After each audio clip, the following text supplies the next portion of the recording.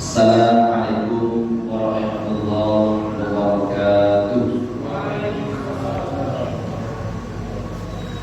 Alhamdulillahirabbil alamin. Nahmaduhu wa nasta'inuhu wa nastaghfiruh wa na'udzu billahi min shururi anfusina wa min sayyiati a'malina. May yahdihillahu fala mudilla lahu wa may yudlilhu fala hadiya lahu. Asyhadu an la ilaha illallah wahdahu la syarika lahu wa asyhadu anna Muhammadan abduhu wa rasuluh. Allahumma shalli ala sayyidina Muhammad wa ala ali sayyidina Muhammad. Qala Allah ta'ala fil Qur'anil Karim, a'udzu billahi minasyaitonir rajim. Bismillahirrahmanirrahim. Fa idza ja'atis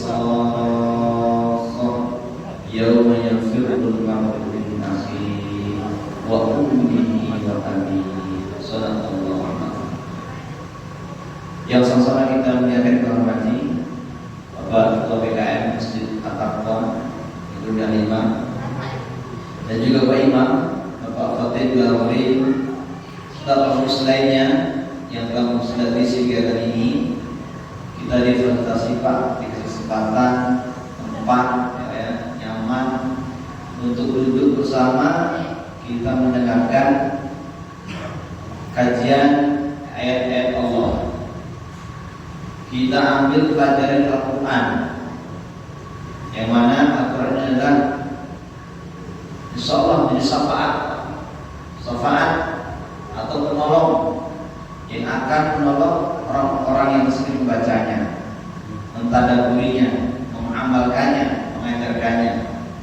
Jadi sungguh orang-orang yang sering berinteraksi dengan Al-Quran itu akan beruntung. Al-Quran itu kitab suci yang mulia, kalam Allah, firman Allah yang diturunkan kepada manusia yang paling mulia, baginda Rasulullah Muhammad SAW. Dan bahkan yang menyampaikan adalah malaikat Jibril, malaikat yang paling mulia. Dan sampai di kota lalu di tempat yang mulia, di Makkah dan Madinah, tempat yang Allah barokah. Oleh karena itu hari ini, Bapak sekalian, ketika kita ingin menemukan kemuliaan, kemudahan, keselamatan, maka sangat pas kita sering belajar Al-Quran. Nah, salah satunya pengurus At-Taqwa memfasilitasi kita untuk sama-sama kita mendengarkan, mengikuti kajian ayat demi ayat yang terdapat dalam Al-Quran. Oleh karenanya, jemaah sekalian Allah SWT, hendaknya kita bisa mengambil pelajaran dari apa yang kita sampaikan, karena hakikatnya semua yang termaktub dalam Al-Quran itu benar. Oleh karena itu, Ibu yang dirahmati Allah SWT, ini syukur ke Allah, nikmat yang Allah berikan kepada kita, nikmat hidayah, hidayah sehingga kita bisa istiqomah dalam kebaikan. Mudah-mudahan Ibu yang dirahmati Allah, kita bisa terus beramal kebaikan sampai kita berjumpa dengan Allah. Di doa yang sama tadi, Allahumma inna nas'aluka husnul khatimah. Ya Allah, mohon kepadamu ya Allah akhir kehidupan yang baik. Wa na'udzubika, dan kami berhimpun kepadamu ya Allah Bismillahirrahmanirrahim, dari akhir kehidupan yang baik. Oleh karena itu, Bapak Ibu yang dirahmati Allah SWT, sekali lagi sungguh ketika kita dimudahkan oleh Allah untuk duduk di majelis ilmu seperti ini nikmat yang luar biasa, yang hanya Allah berikan kepada hamba-hambanya yang disayangi oleh Allah SWT. Oleh karena itu, Ibu, kita syukuri nikmat ini dengan Masya Allah. sebuah nikmat yang luar biasa Allah berikan kepada kita. Manakala Allah berikan kita kemudahan untuk hadir di majelis itu. Oleh karena itu senantiasa kita syukur Allah Subhanahu. Selanjutnya, mari sama-sama sampaikan salawat dan salam kepada baginda Rasulullah Muhammad sallallahu alaihi wasallam. Allahumma shalli ala sayyidina Muhammad wa ala ali sayyidina Muhammad. Baik, ibu dari Allah Subhanahu wa taala. Saya mohon maaf sebelumnya di malam Jumat kemarin Pak belum bisa hadir, karena saya mengawani anak-anak juga usaha sehingga digantikan oleh saya Eri ya. Tadi saya konfirmasi Mas Eri, surah Abasa apakah sudah selesai belum? Beliau jawab belum, Ustaz, baru sampai ayat 16. Jadi malam hari ini Bapak Ibu kita akan lanjutkan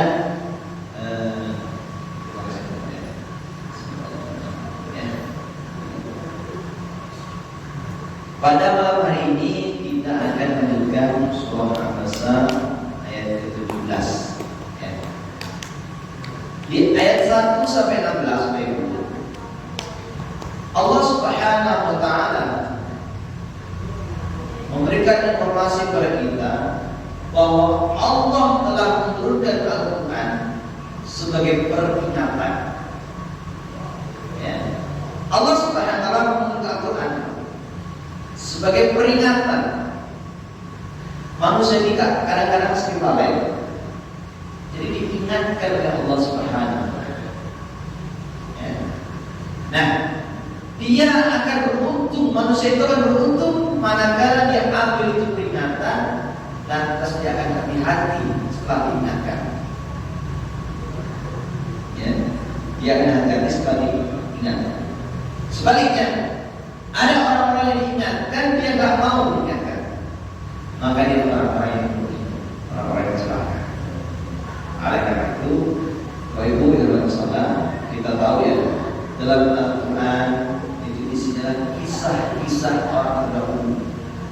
Ada kisah-kisah orang soleh, ada kisah-kisah orang yang soleh, yang nggak soleh ya. Kalau soleh itu orang yang baik, kalau soleh itu orang yang tidak baik. Dan Allah juga sampaikan kisah bagaimana akibat kalau orang-orang soleh itu akibatnya seperti apa. Orang-orang yang tidak soleh pun Allah sampaikan akibatnya seperti apa. Yang pertama. Yang kedua, di Al-Quran juga Allah memberikan informasi peringatan bagi kita akan adanya alam setelah dunia. Dan itu pun benar keadaannya, pasti. Oleh karena itu di ayat 1-16 itu Allah mengabarkan kepada saudara kesimpulannya, Al-Quran adalah peringatan bagi manusia. Beruntung bagi orang yang diingatkan dengan Al-Quran, dia sadar. Dan sebaliknya merugi jika sudah datang kepadanya peringatan dari Al-Quran lalu dia abaikan. Karena itu Bapak Ibu yang berdoa salah, pada malam hari ini kita akan lanjutkan di ayat 17. Bismillah.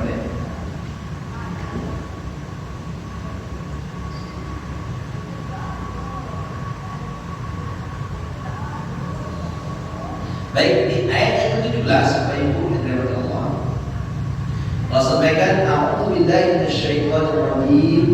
Bismillahirrahmanirrahim. Qutilal insanu ma akfar. Binasalah manusia, terlaknatlah manusia. Alangkah besar, amat sangat kekafirannya. Qutilal insanu ma akfar. Jadi di sini Bapak Ibu Allah, maksud dari ayat ini, Allah melaknat orang-orang yang mengingkari, orang-orang yang kafir. Kafir itu mengingkari. Ini dikategorikan di dalam kitab Al-Quran untuk orang-orang yang tidak beriman, maka dilaknat oleh Allah SWT. Apa itu laknat? Ada adik yang di sana? Halo? itu laknat. Ayo. Nanti dikasih kue double dan tinggal benar sendiri. Nah, yang jawab dan kue double. Ya, apa itu? Allah melaknat. Jadi utilan insan siapa? Hakikatnya semua. Cuman untuk yang kata ayat ini dan tertutup orang-orang yang kafir. Maksud saya kafir. Sini bahasanya kafir. Ya, orang yang kafir, yang tidak beriman kepada Allah. Laknatnya dijauhkan dari rahmat Allah. Tidak dirahmati oleh Allah SWT. Kebalikannya dirahmati itu dilaknat. Sungguh tak enak Pak mendapatkan laknat dari Allah. Begitu Pak. Di mana istri tidak enak Mas Ari. Ya. Yang istri yang ibu di mana suaminya tidak enak. Ya. Tinggal dalam yang nyaman. Kalau cerita hari itu benar Pak. Ya. Jadi Allah yang melaknat. Yang begitu Pak. Ya. Alangkah amat sangat kafir. Tapi Bapak Ibu, ayat ini juga bisa kita jadikan alasan untuk kita yang beriman, yang muslim. Cuma levelnya beda. Kalau yang kafirnya orang tak beriman, itu kafir tidak mengesahkan Allah, tidak mempercayai Allah, tidak percaya dengan hari akhir. Itu kafir. Dia tidak mengakui Allah sebagai Tuhan. Itu kafirnya orang-orang kafir. Tetapi kita sebagai orang muslim, orang beriman, ada peluang namanya kufur nikmat, mengingkari nikmat. Walaupun secara kita mengimani Allah, tapi ketika kita kufur nikmat, mengingkari nikmat Allah, maka kita pun juga bisa terkena laknat Allah. Nah, penting kita.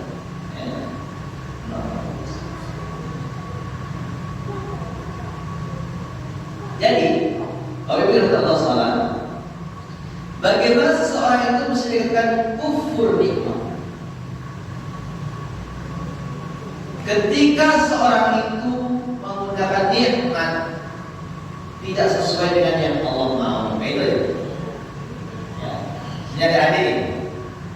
Nah, Bapak belikan HP untuk belajar online supaya kamu tidak ketinggalan pelajaran di sekolah waktu orang supaya bisa zoom, ya kan? Ada ya, bisa terpantau tugas dari guru setelah ngapain, ada kebiasaannya. Maunya bapaknya HP itu digunakan itu, maunya. Kok sehari masih digunakan untuk belajar, hari yang ketiga untuk buka YouTube. Bukan pelajaran itu Pak. Ya, buka TikTok. Malah itu game Pak. Dipanggil Abdullah. Tidak sesuai dengan apa yang dimau oleh bapaknya.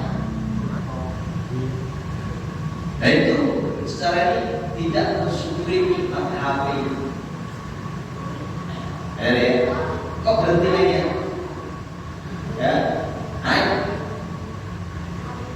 Kita Bapak Ibu yang dirahmati Allah SWT, sudah banyak Allah berikan nikmat kepada kita. Ada orang yang syukur, ada orang yang kufur. Mohon maaf, Allah berikan harta kepada kita. Maunya Allah dengan harta itu agar kita lancar beribadah, kuat beribadah, mudah beribadah, ingat kepada Allah. Tapi ada sebahagian orang yang dengan dikasih harta, dia malah menggunakan dengan sesuatu yang bertentangan dengan maunya Allah. Ya,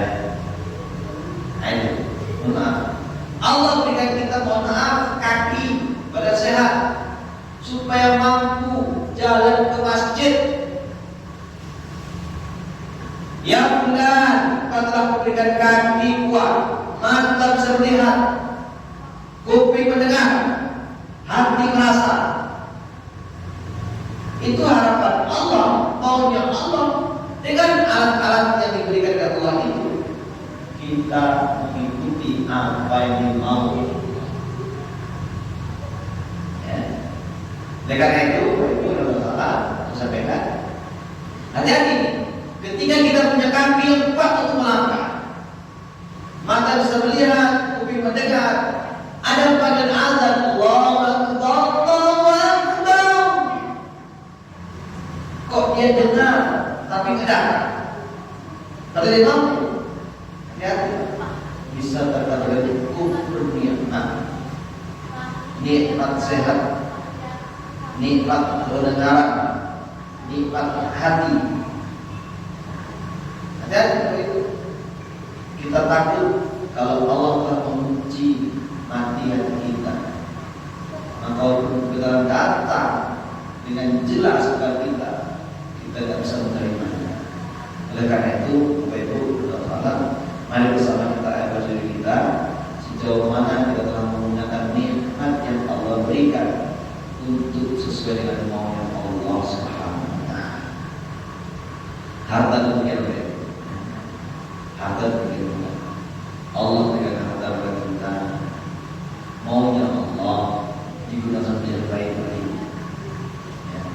Jika ada di antara hamba Allah yang dikasih harta dipakai untuk apa? Untuk berzina, ya, untuk minuman keras, untuk yang lain-lain, termasuk orang-orang yang kufur nikmat, maka Allah Subhanahu wa Ta'ala melaknat orang-orang yang kufur nikmat. Maaf ya. Ini ayat yang ke-17. Kemudian ayat yang ke-18, min ayyi syai'in khalaq. Dari apakah Allah menciptakannya? Ini orang kafir tadi. Orang kafir tadi dia kafir gak beriman. Maka Allah, apakah kamu berpikir dari apa Allah menciptakan kamu? Kata Allah, ya. Min nutfatin khalaqahu faqaddarahu. Dari tetes mani